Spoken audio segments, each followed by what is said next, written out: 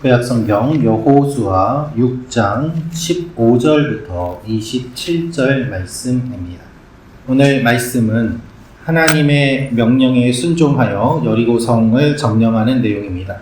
이 말씀을 통하여 우리가 알 수 있는 몇 가지 내용이 있습니다. 첫째로 하나님이 승리를 주심을 기억해야 합니다 라는 것입니다. 하나님이 승리를 주심을 기억해야 합니다. 17절 18절 말씀 제가 읽어드리겠습니다.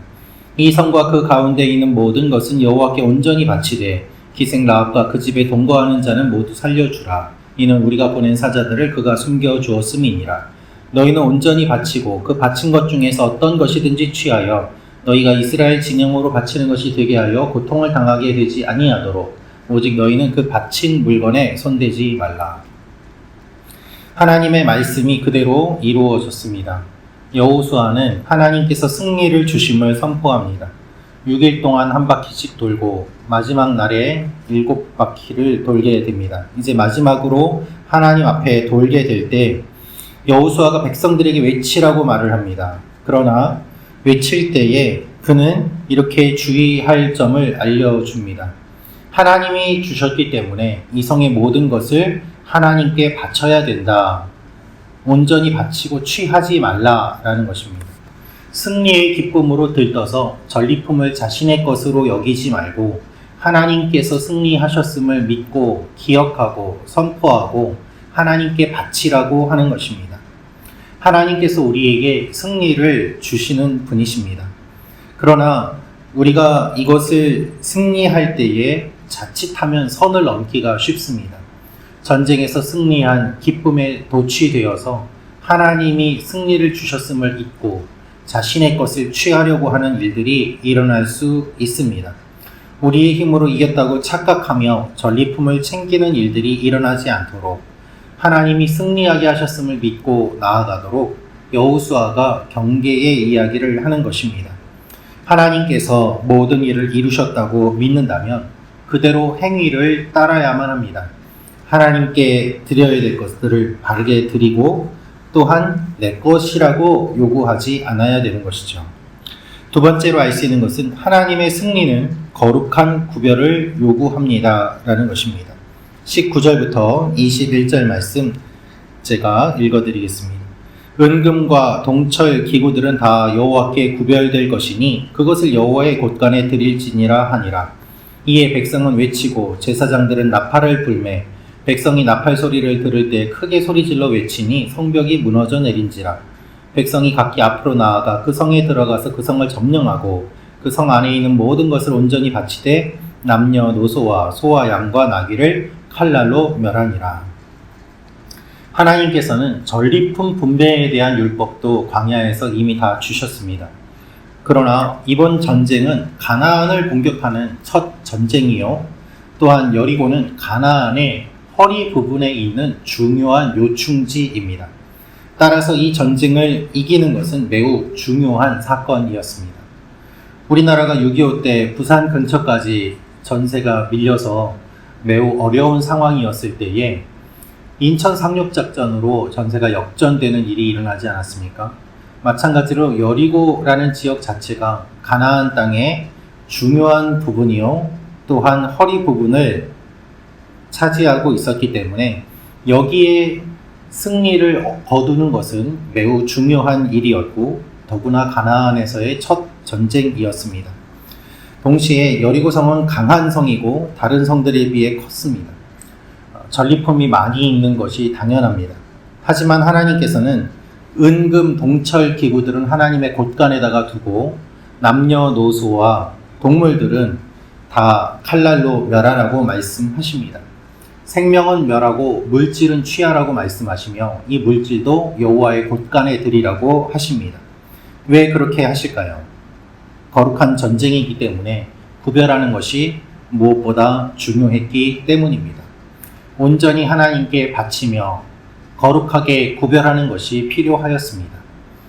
이렇게 모은 은금 그리고 동과 같은 것들은 녹여서 다시 사용할 수 있지만 생명은 그렇게 할 수 없기 때문에 하나님께서 진멸하라고 말씀하셨습니다. 하나님은 전쟁에서 승리할 때에 탐욕을 경계하십니다. 이방 여러 민족들은 전리품을 얻고 노예를 만들기 위해서 전쟁을 하였지만 약속의 백성들의 전쟁은 그러한 전쟁이 아니라 하나님이 주신 약속의 땅에 들어가는 전쟁이기 때문입니다. 그래서 하나님께서는 너희가 전리품을 챙기지 않아도 내가 살 수 있도록 챙겨주는 존재가 아니냐라는 의도로 말씀하심과 동시에 이 땅에 있던 모든 것들을 진멸하고 또한 녹이고 거룩하게 구별함으로 말미암아 하나님께서 이 모든 일들을 이루어 가심을 알려주십니다. 오늘 내 생각으로 전리품을 챙기는 것에만 집중하고 있지는 않습니까? 하나님께서 승리를 주실 때, 인도하실 때 우리가 무엇을 바라보는지, 거룩을 추구하고 있는지 다시 한번 우리의 모습을 돌아보며 나아가는 일들이 일어나기를 원합니다. 마지막으로 알 수 있는 것은 악의 뿌리를 제거해야 합니다 라는 것입니다. 악의 뿌리를 제거해야 합니다. 우리 26절 말씀 같이 읽겠습니다. 시작. 여호수아가 그때 맹세하게 하여 이르되 누구든지 일어나서 이 여리고 성을 건축하는 자는 여호와 앞에서 저주를 받을 것이라. 그 기초를 쌓을 때에 그의 맏아들을 잃을 것이요 그 문을 세울 때에 그의 막내 아들을 잃으리라 하였더라. 하나님께서 성을 무너뜨리시고 여호수아의 선포로 점령 작전이 마무리되는데요. 여호수아는 누구도 여리고성을 재건하면 안 된다라고 이야기하면서 이 성에 저주를 내립니다. 물이 귀한 중동 지역은 도시가 형성될 수 있는 지역이 한정되었습니다. 따라서 한 도시가 멸망하면 어느 정도 시간이 지난 뒤에 다시 사람들이 그곳에 모이고 또다시 도시를 세우는 일들이 반복되었습니다. 그래서 지금도 중동 지역의 고고학자들은 그 도시의 유적들을 살펴볼 때에 마치 시루떡처럼 켜켜이 쌓인 지층을 파고 들어가면서 같은 곳에 시대에 따라 달리 나오는 여러 유물들을 발견하게 됩니다.